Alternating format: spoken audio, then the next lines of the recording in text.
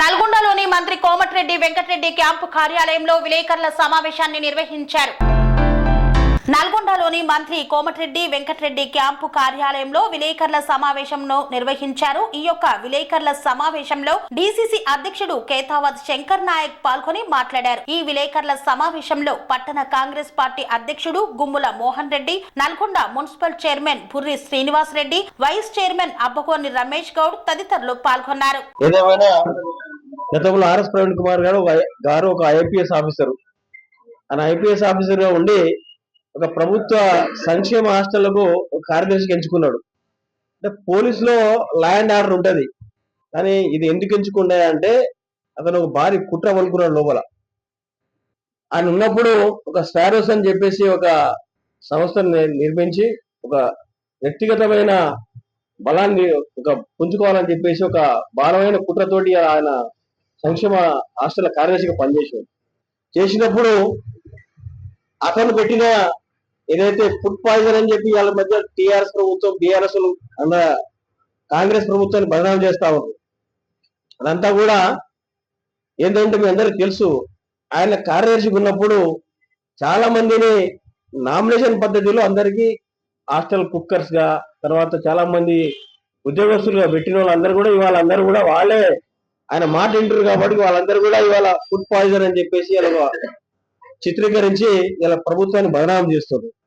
ఇలా రేవంత్ రెడ్డి గారు వచ్చినాక మీ అందరికి తెలుసు, ఇలా సంక్షేమ హాస్టళ్లు, సంక్షేమ స్కూల్స్ కూడా ఎట్లా అభివృద్ధి చెందుతున్నాయంటే మీ అందరికి తెలుసు. ఇవాళ ఈ సంక్షేమ స్కూల్స్ కానివ్వండి, ఇంటిగ్రేటెడ్ స్కూల్స్ అని పెట్టేసి ఒకే క్యాంపస్ లో బీసీ, ఎస్సీ, ఎస్టీ, మైనారిటీస్ అందరు కూడా వారు ఒకే సంక్షేమంలో పెట్టి దాదాపు ఒక 6,000 కోట్లతోటి ఈ ప్రభుత్వాన్ని టెండర్లు వేసి ప్రభుత్వం ఇలా కట్టిస్తా ఉన్నది. ఇలా ఒక మంచి పని చేస్తా ఉన్నది. ఆ తర్వాత గత 10 ఏళ్ల నాడు ప్రభుత్వంలో ఉన్న బీఆర్ఎస్ వాళ్ళు ఏనాడు సంక్షేమం గురించి మాట్లాడేది తప్ప మెస్ ఛార్జీలు, కాస్మెటిక్స్ ఎప్పుడు పెంచలేదు. ఇప్పుడు 40% పెంచిన ఘనత ఇలా కాంగ్రెస్ పార్టీకి ఉంది, ఇలా రేవంత్ రెడ్డి గారికి ఉంది. ఇలా మా ఇక్కడ ఉన్న మా నాయకులందరూ కానీ మంత్రి గారు వెంకటరెడ్డి గారు, ఉత్తమ్ కుమార్ రెడ్డి గారు అందరికీ ఉన్నది. మా ఎమ్మెల్యేలు కూడా సంక్షేమ హాస్టల్లో పోయి రోజు పోయి నిద్ర చేసి వాళ్ళందరూ కూడా అక్కడ వాళ్ళ విధి విధానాలు తెలుసుకొని ప్రభుత్వంలో పనిచేస్తున్నారు. కాబట్టి ఇక్కడ ఉన్న సంక్షేమంలో ఉన్న ఎస్సీ, ఎస్టీ, బీసీ, మైనార్టీ వాళ్ళ పిల్లలందరూ కూడా మంచి చదువుకోవాలి, మంచి పేరు తెచ్చుకోవాలనే ఉద్దేశంతో ఇవాళ కాంగ్రెస్ ప్రభుత్వం పనిచేస్తుంది. అదేవిధంగా ఇలా కాంగ్రెస్ ప్రభుత్వం కూడా వాళ్ళందరూ వెన్నెంట ఉన్నది. కానీ ఆర్ఎస్ ప్రవీణ్ కుమార్ గారు బహుజన సమాజ్ పార్టీలో ఉండి బహుజన సమాజ్ పార్టీ అనే ఒక పేరుతోని పోటీ చేసి అట్ట ఫెయిల్ అయిన తర్వాత ఇలా కేసీఆర్ దగ్గర వెళ్ళి కేసీఆర్ దగ్గర ఉండి ఆయనంత పెద్ద చదువుకుని అతను ఉడిగేయం చేయడం తప్ప అతను ఇండివిజువాలిటీ ఉన్నవాడు ఆర్ఎస్ ప్రవీణ్ కుమార్ అంటే మేము కూడా గౌరవించినాం. ఎందుకంటే అతను ఒక దళిత బిడ్డ, ఐపీఎస్ ఆఫీసరు, ఒక దమ్మునుడు అని. కానీ వాళ్ళు కేసీఆర్ దగ్గర పోయి, దొరల దగ్గర పోయి మళ్ళీ అదే ఉడిగం చేస్తా ఉన్నాం కాబట్టి మేము దాన్ని ఖండిస్తా ఉన్నాం. మాకు జాతికి సిగ్గని అనిపిస్తా ఉన్నది. కాబట్టి ఇలా కాంగ్రెస్ ప్రభుత్వం బడుగు బలహీన వర్గాల ప్రభుత్వం.